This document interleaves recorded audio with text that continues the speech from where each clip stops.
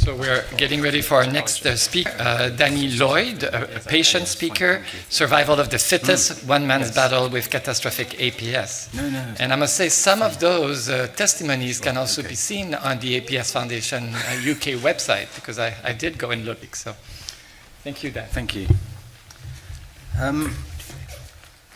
I'll start by saying who I am and who I was, I think.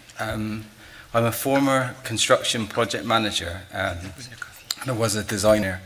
I survived a life-threatening change in illness in 2013.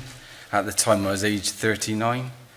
I now have what is known as an acquired brain injury, as well as illnesses.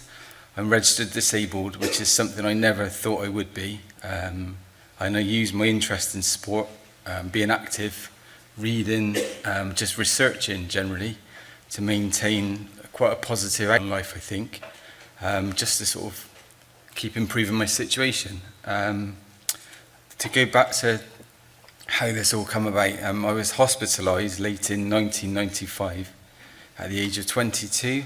It was 6 months after an amateur bodybuilding competition in my previous life, which was me, believe it or not. And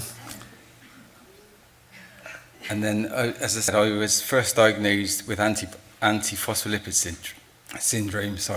And like looking back on it, it made a lot of sense as to why I'd had these strange sort of symptoms that I couldn't explain really, sort of quite nondescript sorts of things. I later discovered I'd suffered mini strokes and kidney damage caused by APS.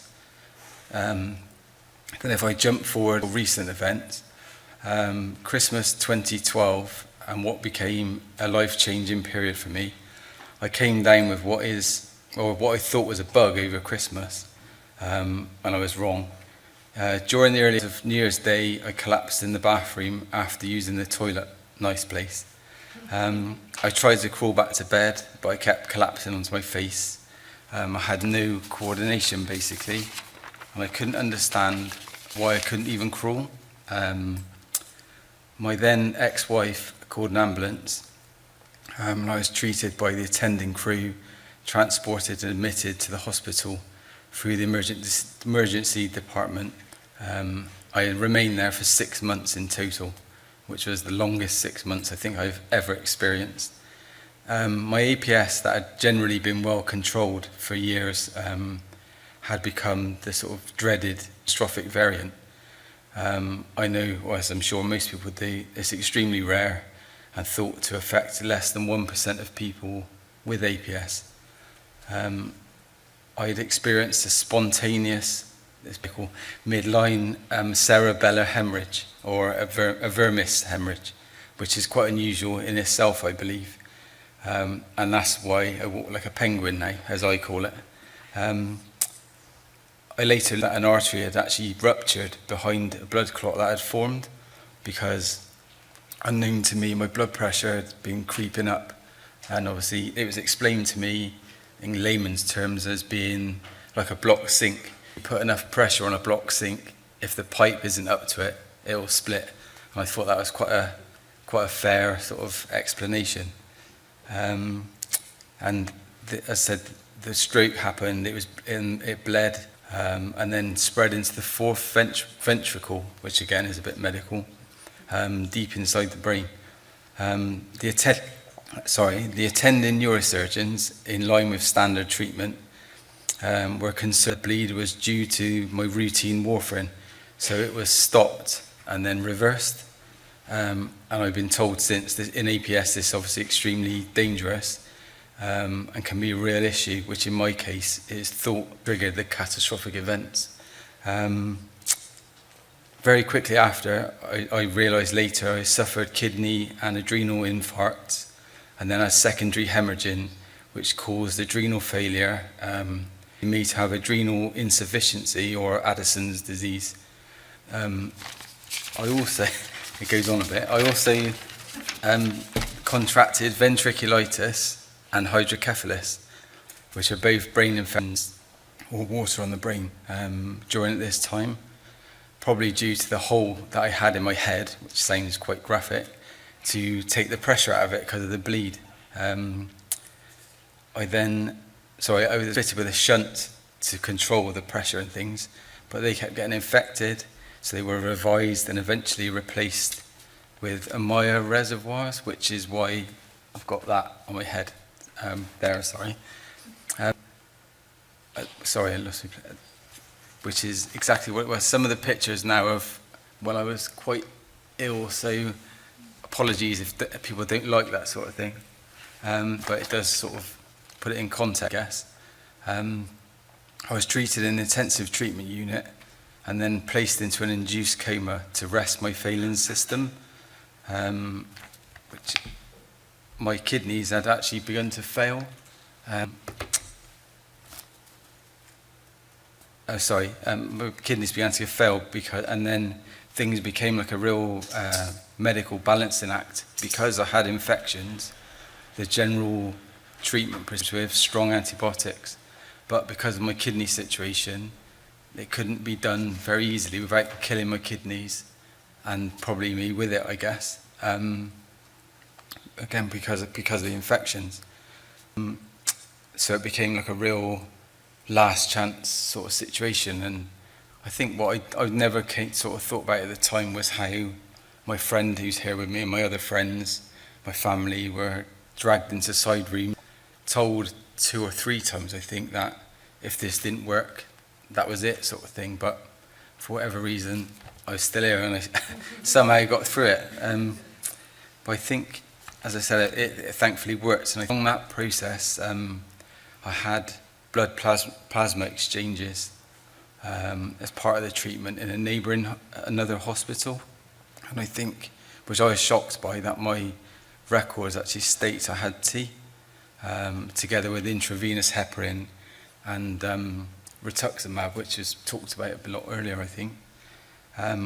Once I was out of this acute phase of emergency treatment, I started to appreciate the magnitude of what had happened and the position I was sort of now in. The stroke meant I had to relearn things I'd taken for granted since childhood. Really basic things like speaking, as I slurred really badly. I mumbled, which I still can do if I'm tired. And I couldn't form words properly.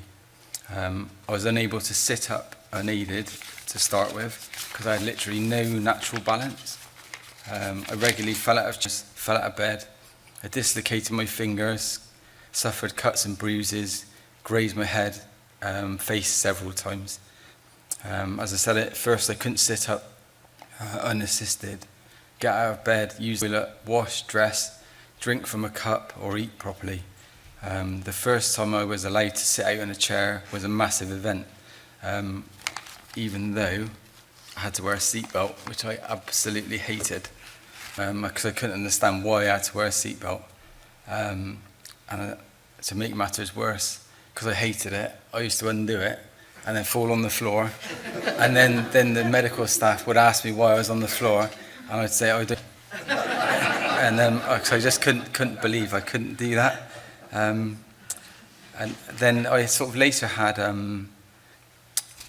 these really, I think it got mentioned earlier with like when people were talking about common stuff, I experienced these massive physical spasms, and it was put down in the end to myoclonus, which I'd never heard of, and that continued for probably 18 months, 2 years after I was discharged, and it's taken a long time to sort of settle down. I've never really had any explanation for what that was about, because at the time I was put on anti-epilepsy drugs and all sorts, but nothing seemed to do anything. So they would stopped in the end, and then it just sort of, if I left it alone, it eventually settled down, but it was very weird and very painful type of thing. Rehabilitation started finally after about 3 months as an inpatient. Started on a neurological ward with a physiotherapist, and even simple tasks were extremely difficult and frustrating. I expected to be working in a gym, getting back to normal. However, I was disappointed when I was given a sponge rugby ball, and told to pass it around my waist. And when I could do that on my own, unassisted, I could go on. It was the most frustrating thing because I couldn't understand why I couldn't do it. And I knew I had to learn these things if I was to progress and get home. So in the following weeks, I just worked hard at whatever I was given to do it. One thing in particular I remember, which I was talking to my friend about the other day, was standing up from a sitting position was so hard to do and so frustrating. I couldn't understand why when people around me who had a lot of cognitive loss, it sounds quite bad, could do it. I couldn't get why I couldn't do it, and yet people around me, as horrible as it is, who had lost members of their family, they could do it, and I couldn't, and it made no sense to me, and it drove me mad for a while. As I said, I'm very lucky that I didn't really lose any cognitive function, which I'm guessing is fairly unusual.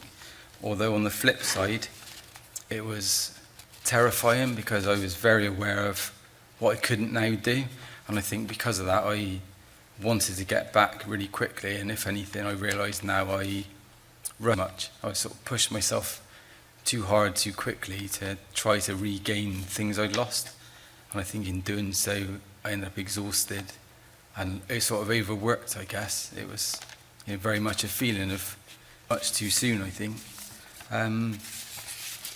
My early rehab progressed over the weeks, taking the first few steps, supported initially by 2 and then 1 practitioners. I had to wear a safe with handles on, which I hated as well. I hated being helped by anyone. I still do a little bit, I guess, but it is something I've had to accept. But I persisted and gradually got stronger. And then as April came, talk began of a place becoming available at a nearby residential brain injury rehab unit. I knew I'd progressed, but I was nowhere near where I needed to be if I was able to function sort of in the real world, I call it. But I was very keen to move there because places are limited.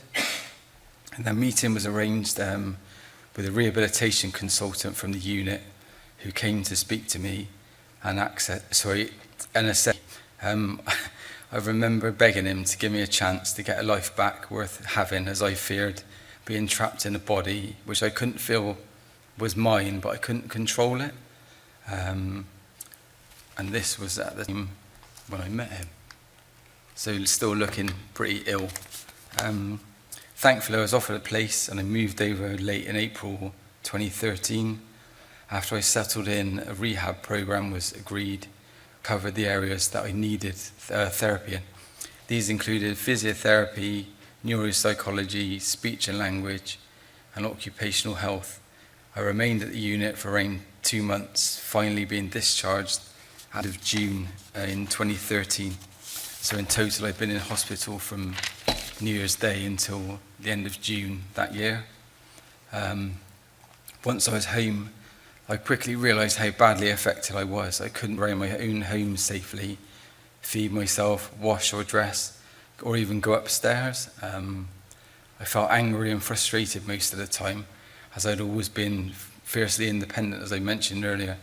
I didn't like even help, despite very obviously needing it. So swimming became my initial focus, as I felt protected from the constant fear of falling when I was in the water. I then progressed to walking on a trail, then an exercise bike, and eventually I committed to a weekly indoor cycling class. And then I think last year, I took part in a sponsored spin-off, raising money for sort of charity, which I sort of enjoyed. Without doubt, I've made progress. However, my balance, fatigue, Addison's, it's quite a list. My balance, fatigue, Addison's, and this are all still massive daily issues that need to be managed. Being physically active and health conscious before all of this happened, I believe, has allowed me to get back to a good standard of where I think. I complained a lot in hospital that I'd looked after myself, I'd ate well, I'd kept fit, and this has still happened to me, so what was the point? I remember a nurse, probably fed up with me moaning, said, "Ever thought what might have happened if you didn't?" And I never mentioned it after that because I hadn't. And I'm sure my friends are probably well aware of the fact that I did a lot of mooning, I think. Since this, I've sort of realised that recovery takes effort. In my experience, people seek help at every sort of opportunity, choosing the easiest options. I believe personally this denies people the opportunity to find their own capabilities. Taking responsibility cultivates your strength, I think, and your resilience, and develops your character. I'm grateful for every day now. I just myself these days, and I continue to work at being the best version of myself I can be. This one. This I know this is.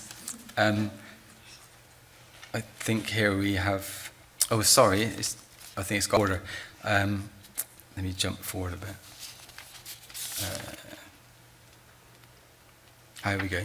Yeah, a major turning point in my rehab and health came from when I started Tai Chi, which is what the picture is. I was far from impressed to start with.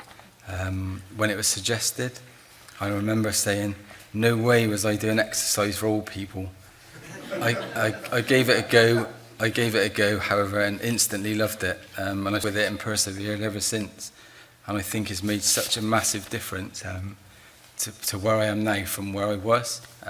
Find a fantastic teacher, and it's just continued for the last 5 years, I think. Sorry, I've got out of order here. Early on, I strongly felt I had to give back to society, as so many people had stepped in to help me when I needed it. In February 2017, I helped set up and establish the Brain Injury Cafe in Bristol. This is a social group for people affected by brain injury. It's a free peer group where survivors meet regularly, knowing simply that others understand because of a shared lived experience. So I think they've got a bit out of order, the pictures somehow. So that was the picture of the cafe t-shirt. Don't know what's gone on. Where are we? Yeah, so I'm very fortunate to have the most amazing people around me, medical staff who stepped in to keep me alive, one of which my consultant since retired in Bristol, but I was quite fortunate that it was 2 rheumatologists who dealt with me sort of in partnership, and when Dr. Kyle retired, her colleague is now sort of carried on with my sort of outpatient appointments. So there's been quite a lot of continuity sort of since then. In addition, recent weeks, I became an ambassador for the Stroke Association, which is sort of very new for me anyway, and so I might sort of see where that goes going forward. Makes sense now. A few years ago, my sister took part in a charity bike ride, which is what I think I mentioned earlier, for the APS charity, which Kate was involved with. At the time, this is my sister who did the bike ride through her husband's employer at the time. And I think she raised about £1,000 for the charity, I think it was. And that's just, with the help from those people I mentioned and some new ones, my life, I've slowly put it back together again. I met my partner Emma. This is quite an unusual story as well. My partner Emma, we met because she also has a brain injury because of our unique situations. That was how we met. It looks terrible on paper, but it actually works in reality because you just understand. But it's quite a bizarre household, as I'm sure you probably imagine. That was on holiday a few years since, so it shows the progression of where you can get to if you sort of really work at it. That more recent, back where in the gym, what I love doing, and just being me again, I guess. That's my partner Emma I mentioned. That was on holiday last year, I think it was. That was on a cruise, which was fun, when it moves around, as I'm sure you can imagine. And then finally, I found that, and I thought that was really sort of apt, I guess, is the right word. I think for me, you know, I'm aware I've had a lot of help and different things like that, but also, as I said at the start, it does take a lot of effort to get yourself to where you want to be. And I said my personal thing is a lot of people with any illness of any type sit back and want the help given to them. And I think it might have been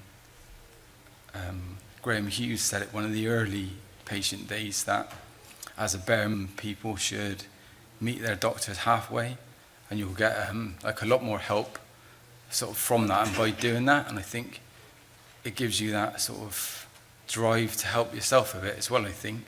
And I do really think that's important.